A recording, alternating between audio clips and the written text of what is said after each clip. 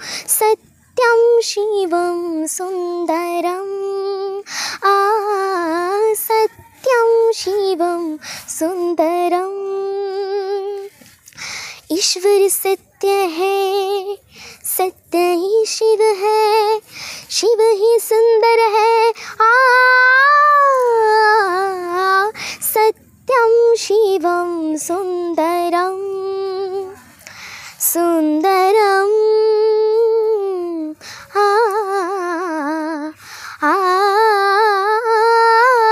सत्यं शिवं सुन्दरं सत्यं शिवं सुन्दरं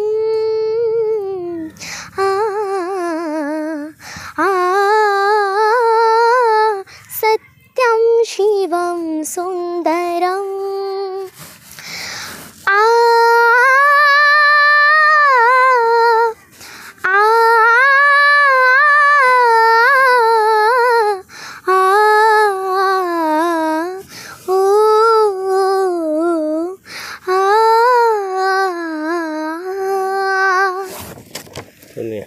কোনটো গান গাই সোনি টিভিত সিলেকশন হৈছিল মই সত্যম শিৱম সুন্দৰ গানটো গাই সিলেকশন হৈছিলোঁ যে ইয়াসমিন এবাৰ তুমি কিহত সিলেকশন হলা মই এবাৰ সুপাৰষ্টাৰ সিংগাৰত সিলেকশন হৈছোঁ ইয়াৰ পূৰ্বে তুমি জি টিভিত সিলেকশন হৈছিল হয়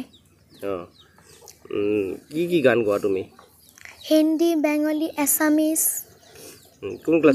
কোন ক্লাছত পঢ়ি আছা মই ক্লাছ 4ত পঢ়ি আছোঁ কোন school doctor APJ Abdul Kalam academy তুমি যে গান গোৱা ইয়াত কোনে তোমাক সহায় কৰে মোৰ মাহী মোৰ নানাই এনে বেলেগত ক্লাছ লৈছা নেকি তুমি লৈছোঁ ক'ত লৈছা গুৱাহাটীত ক্লাছ কৰি আছা আৰু এই সোনি টিভিত যে সিলেকশন হলা এইটো ক'ত হৈছিল অডিশ্যনটো গুৱাহাটী ক'ত হৈছিল খানাপাৰাত হৈছিল ইয়াৰ পাছৰ পৰ্যায়ত তুমি ক'ত যাবা সিলেকশনৰ পিছত ক'ত হ'ব অডিশ্যনটো বম্বেৰ অডিশ্যন হ'ব তুমি এটা গান গোৱা গাম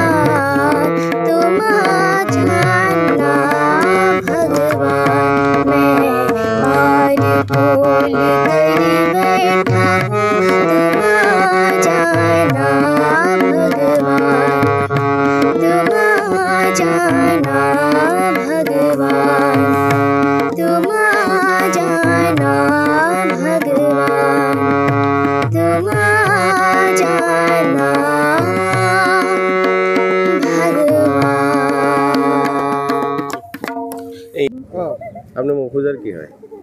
মই আতা। নমস্কাৰ। মই প্ৰথমতে NKTVৰ এই কৰ্মকৰ্তাক ধন্যবাদ জনাইছোঁ। মই NKTV আৰু NKTVৰ প্ৰবন্ধক অনুপম চক্ৰৱৰ্তী দেৱক মই বিশেষকৈ ধন্যবাদ জনাইছোঁ যে ইয়াৰ আগতেও তেখেতৰ প্ৰচেষ্টাতে মাহফুজা আচলতে আজি ইমানখিনিলৈকে পাইছে। ৰাজহুৱাকৈ তেখেতে মাহফুজাক প্ৰচাৰ কৰিছিলে। ইয়াৰ আগতেও তেখেতৰ প্ৰচেষ্টাত যদিও আগুৱাই গৈছিলোঁ, অলপৰ কাৰণে ৰ'বলগীয়া হ'ল 20% কাৰণে। এইবাৰ আকৌ ছনী লাইভৰ পৰা ছনী টিভিৰ পৰা ছুপাৰ ছিংগাৰ ষ্টাৰত তাই ছিলেক্টেড হৈছে। অলপ কেইদিনৰ ভিতৰতেই তাই বম্বেলৈ যাবগৈ। আৰু এইখিনি কৰ্তৃত্ব NKTVৰ অনুপম চক্ৰৱৰ্তী ছাৰে যথেষ্টখিনি সহায় কৰিছে, খাটিছে, তেওঁক দিহা পৰামৰ্শ দিছে, আমাক যথেষ্ট দিহা পৰামৰ্শ দিছে। তাৰপিছতো অন্যান্য চেনেলবোৰেও আৰু এই ক্ষেত্ৰত আমাৰ এই অঞ্চলৰ ৰাইজৰ বহুত মৰম আছে, উৎসাহ দি থাকে।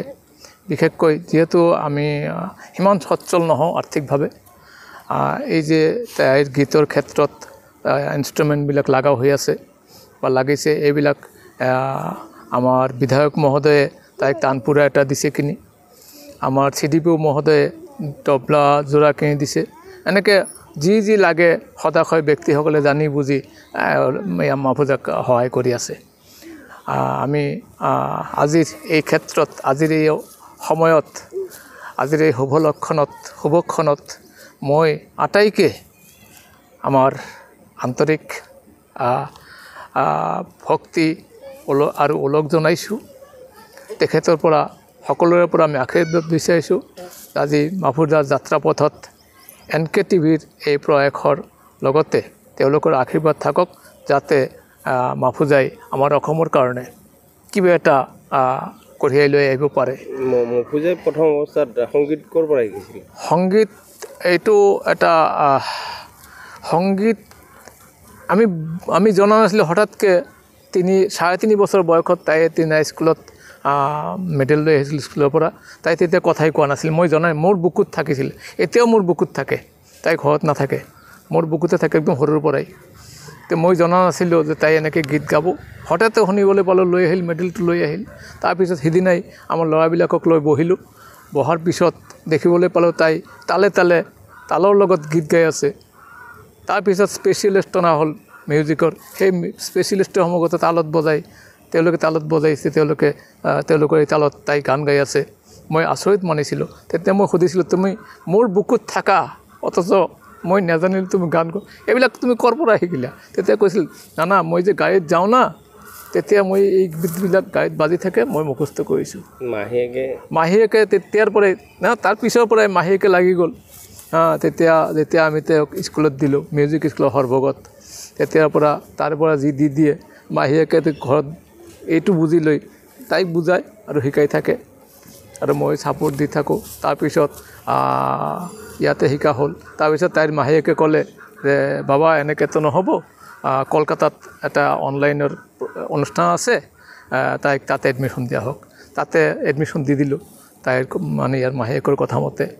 বাছ তাতে হ'ল, তাতে গৈ থাকিল। তেতিয়া ইয়াৰ মাহীয়েকে কৈছে, বাবা এতিয়াতো ইয়াৰ ভাল এটা গুৰু ধৰিব লাগিব। তেতিয়া আমাৰ NKTVত যেতিয়া প্ৰগ্ৰাম কৰিলে, তাতে NKTVৰ মিউজিক মেনে কৈছিল যে আপুনি খেয়াল কৰিছেনে নাই, আপুনি মনত ৰাখিব অসমত মাত্ৰ এটাই কণ্ঠ, সেইটো হৈছে মাহফুজাৰ কণ্ঠ। এই কণ্ঠ যাতে কোনো পধ্যে বেয়া নহয়। তেতিয়া কৈছে যে এজন ভাল গুৰু দিয়ক। তেতিয়া মই ৰতন দাক কৈছিলোঁ, সেই মিউজিক মেনক কৈছিলোঁ, মইতো এই সম্পৰ্কে মানে জ্ঞান মোৰ নাই, আপুনি এজন ভাল গুৰু দিয়ক। তেতিয়া এই জিতেন বসুমতী তেওঁ খবৰটো দি দিয়ে, আৰু জিতেন বসুমতী ছাৰৰ আণ্ডাৰত এতিয়া তাই শিকি আছে। সপ্তাহত মোৰ 1500 টকা খৰচ হয় 1 ঘণ্টাৰ কাৰণে। 1 ঘণ্টা শিকায়। এই আমি দুটাই যাওঁ, ইমান কষ্ট কৰি ৰাতিপুৱা 6টা বজাত যাই গাড়ী ধৰোঁ, দিনভৰ যাই গৈ ৰাতি 10টা বজাত আহোঁ। তেওঁৰ পাৰিশ্ৰমিক খোৱা বোৱালৈ 1500 টকা কৰি মোৰ যায়। তো আমি কৃপণতাৰ কাৰণে যিমান যি হ'লেও আমি এইটো ক্লাছ চলাই আছোঁ। আৰু আজি সেইদিনা 19 তাৰিখত খানাপাৰাত আমাৰ এই ছুপাৰষ্টাৰ